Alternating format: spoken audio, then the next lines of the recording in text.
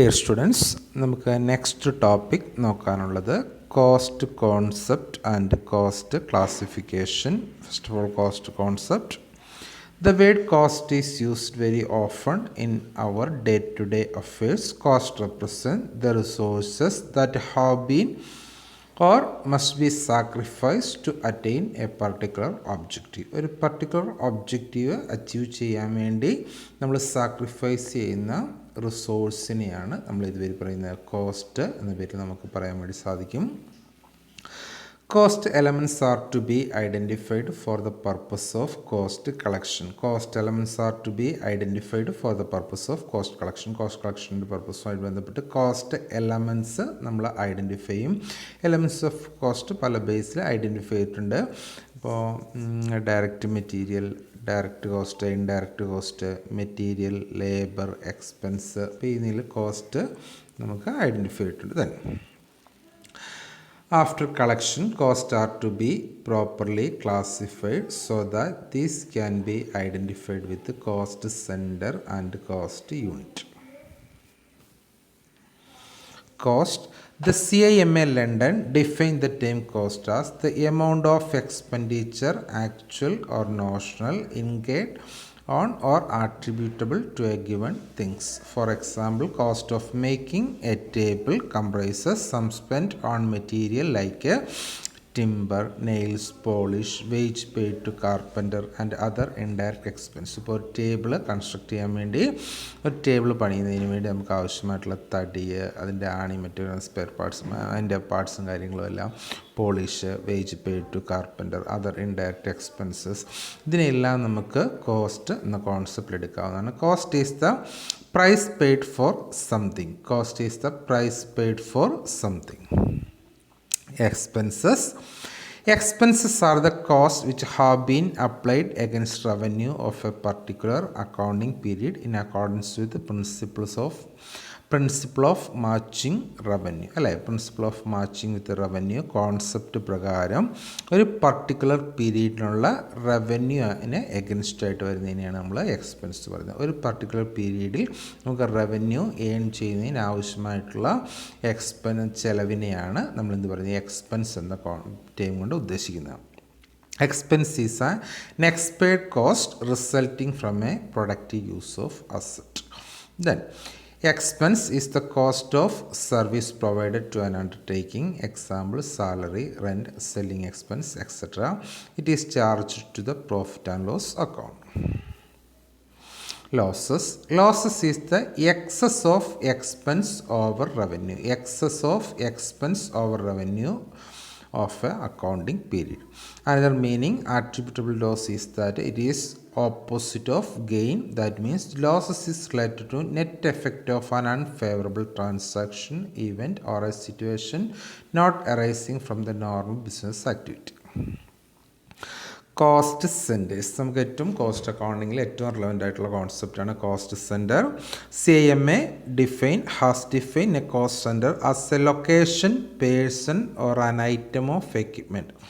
എന്താ പറഞ്ഞാൽ ലൊക്കേഷൻ ലൊക്കേഷനാണ് ആയിരിക്കാം, അല്ലെങ്കിൽ ഒരു പേഴ്സണാകാം, or an item of equipment or group of these, അല്ലെങ്കിൽ ഇതിൻ്റെ മൂന്നിൻ്റെ ഒരു ഗ്രൂപ്പ് ആവാം, for which the cost may be ascertained and used for the purpose of cost control. അപ്പോൾ ഒരു ലൊക്കേഷൻ ബേസിലോ, ഒരു പേഴ്സൺ ബേസിലോ, ഒരു ഐറ്റം ഓഫ് എക്യുപ്മെൻറ്റ് ബേസിലോ, അല്ലെങ്കിൽ ഇതിൻ്റെ എല്ലാ ഒരു മിക്സിൻ്റെ ബേസിലോ cost may be ascertain. Cost നമ്മൾ അസർട്ടൈൻ ചെയ്യുന്നു and used for the purpose of cost control.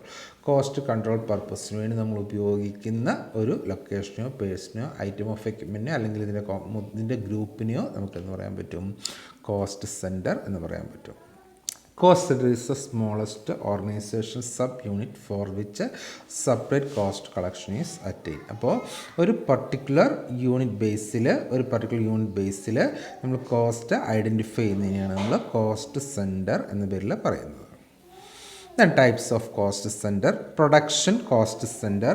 The cost centers concerned with the production are known as production cost center. പ്രൊഡക്ഷനുമായിട്ട് ബന്ധപ്പെട്ട് ഉള്ള ഒരു sub unit, cost centre concern with പ്രൊഡക്ഷനുമായിട്ട് ബന്ധപ്പെട്ട ഒരു യൂണിറ്റിനെയാണ്, ഒരു sub യൂണിറ്റിനെയാണ് നമ്മൾ പ്രൊഡക്ഷൻ കോസ്റ്റ് സെൻറ്റർ എന്ന് പറയുന്നത്. Here raw material are converted into finished product, then welding shop, machine shop, etc. Service cost center. These are the cost centers which do not produce any product but provide service to production cost center. അപ്പോൾ അതിൻ്റെ അത് service cost centre യാതൊന്നും produce ചെയ്യുന്നില്ല, പക്ഷെങ്കിൽ service provided to production centre. Production സെൻറ്ററിന് service provide ചെയ്യുന്നു. Power supply department, maintenance department are the example of service cost centres. Personal cost center. A personal cost center consists of a person or group of person. For example, works manager, Forman, etcetera. ഇപ്പോൾ ഒരു work മാനേജറുടെ കീഴിൽ വരുന്ന cost, ഒരു ഫോർമാൻ്റെ കീഴിൽ വരുന്ന cost identify ചെയ്യുന്നതിന് നമ്മൾ കോസ്റ്റ് സെൻറ്റർ എന്ന പേരിൽ personal cost centre. Impersonal cost centre consist of an item of equipment or location such as store yard or machine etc. അപ്പോൾ പേഴ്സൺ അല്ലാത്ത ബാക്കിയെല്ലാം നമ്മൾ ഇംപേഴ്സണൽ കോസ്റ്റ് സെൻറ്റർ. ഇപ്പോൾ ഒരു ലൊക്കേഷൻ ബേസിലാണ് അല്ലെങ്കിൽ ഒരു സ്റ്റോർ ബേസ്, ഒരു മെഷീൻ ബേസ്ഡിലാണ് കോസ്റ്റ് ഐഡൻറ്റിഫൈ ചെയ്യുന്നതെങ്കിൽ അതുമായിട്ട് ബന്ധപ്പെട്ട കോസ്റ്റാണ് ഡിഫൈൻ ചെയ്യുന്നത്, അതിന് impersonal cost centre.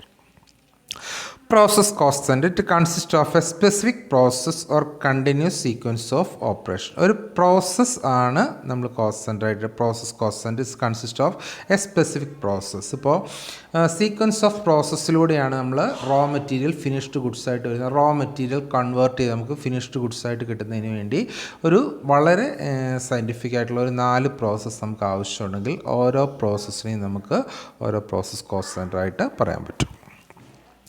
Operation cost center. It consists of a machine or a person carrying out similar operations. A machine and person carry out similar operation.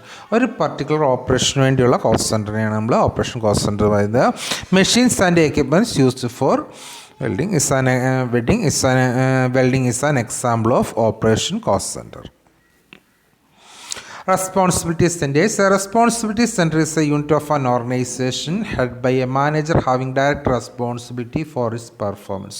ഒരു particular സെൻറ്ററിൻ്റെ അകത്ത് നമുക്ക് responsibility centre ഒരു പർട്ടിക്കുലർ യൂണിറ്റിൻ്റെ, ഒരു സെൻറ്ററിൻ്റെ, ഒരു ഡിവിഷൻ്റെ റെസ്പോൺസിബിലിറ്റി ഒരു മാനേജർക്കാണെങ്കിൽ അതിന് നമുക്ക് എന്താ റെസ്പോൺസിബിലിറ്റി ഫോർ ഇറ്റ്സ് പെർഫോമൻസ് അല്ലേ.